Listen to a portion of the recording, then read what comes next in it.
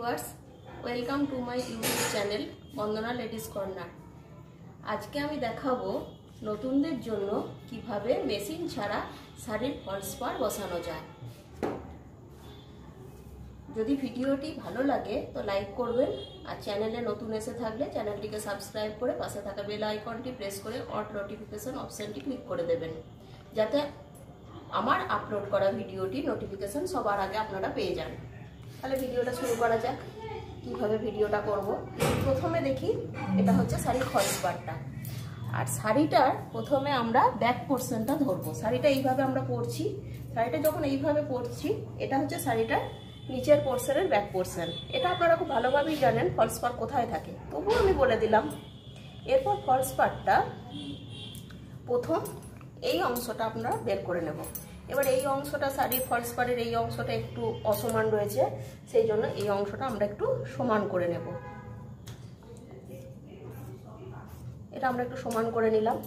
এবার ফলস পাড়ে সোজা উল্টো বলে এমনি কিছু থাকে না, কিন্তু এই যে সেলাইয়ের অংশটা দেখে বুঝতে হবে কোনটা শাড়ির সোজা ফলস পাড়ে সোজা উল্টো।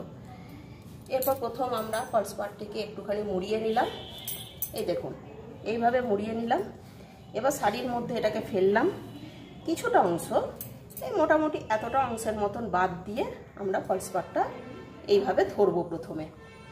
এরপর ছুঁচের মধ্যে সুতো আমরা দুখি সুতো পরিয়ে নেব, সুতোটা লক করা আছে। এরপর শাড়িটাকে এইভাবে ফলস পাড়টা ধরে আমরা প্রথম এইভাবে ফলস পাড়টা বসানো শুরু করব। প্রথম রান সেলাই দিয়ে, যথারীতি রান সেলাই দিয়ে ফলস পাড়টা বসানো শুরু করলাম। দেখুন কিভাবে বসাচ্ছি।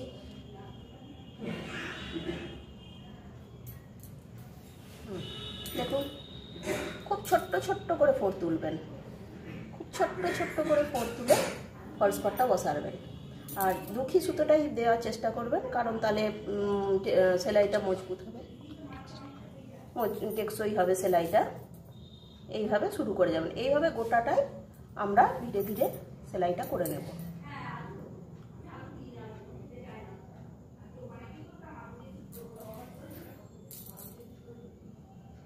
দেখুন এইভাবে আমরা পুরো পাড়টা একটু করে সমান করে নেব, দিয়ে পুরো পাড়টা যথারীতি আমরা পুরো লম্বা করে ওটাটা স্টিচটা করে নেব।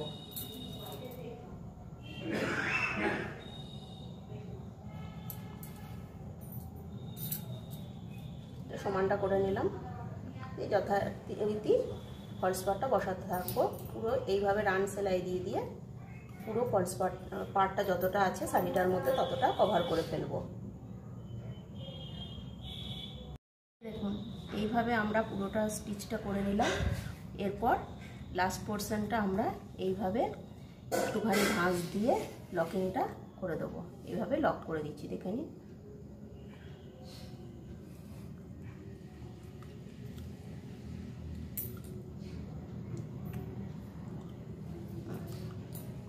হয়ে গেল শেষ পর্যন্ত সেলাই করা। শেষ পর্যন্ত সেলাই করার পর ঠিক এইভাবে এই পোর্শনে এসে ছুঁচের সুতোটাকে ঘুরিয়ে নিয়ে আমরা লকটা করে দিলাম।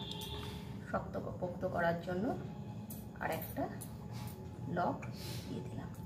এখান থেকে সুতোটা আমরা এখান থেকে কাঁচি দিয়ে কেটে দিলাম। এরপর দেখাবো উপরের পোর্শনটা কিভাবে আমরা এবার দেখাবো উপরের পোর্শনটা কিভাবে সেলাই করব। উপরের পোর্শনটা সেলাই করার জন্য আমরা প্রথমে এক ভাঁজ সুতো নেব। এক ভাঁজ সুতো নিয়ে একই রকমভাবে এইভাবে ছোট্ট ছোট্ট করে ফোঁড় তুলে সেলাইটা করতে থাকবো। রান সেলাই দেবো, খুব ছোট্ট ছোট্ট করে একটা ফোঁড় তুলে আমরা এইভাবে সমান করে নেবো কাপড়টাকে। প্রথমে কাপড়টাকে সমান করে নেওয়ার পর খুব ছোট ছোট করে সেলাইটা দিতে থাকবো।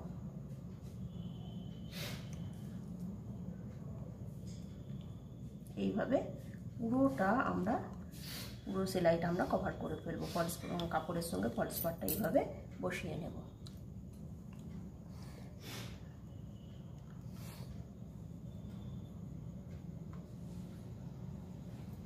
দেখুন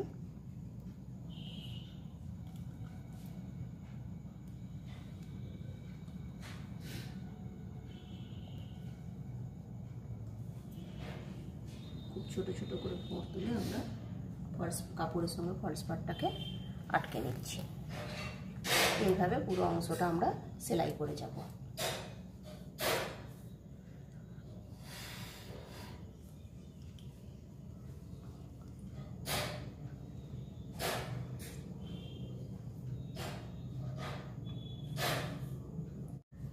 দেখুন এইভাবে সেলাইটাকে পুরোটা কমপ্লিট করে নেওয়া হলো।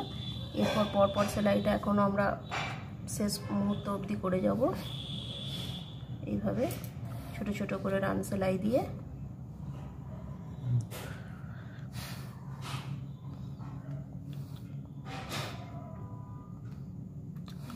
শেষ মুহূর্তে এসে আমরা আবার আগের মতন ভাবেই লকটা দিয়ে দেবো।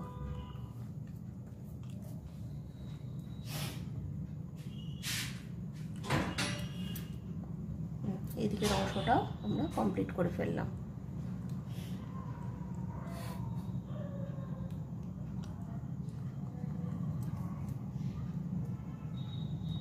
একটু সুন্দর করে সমান করে নেব।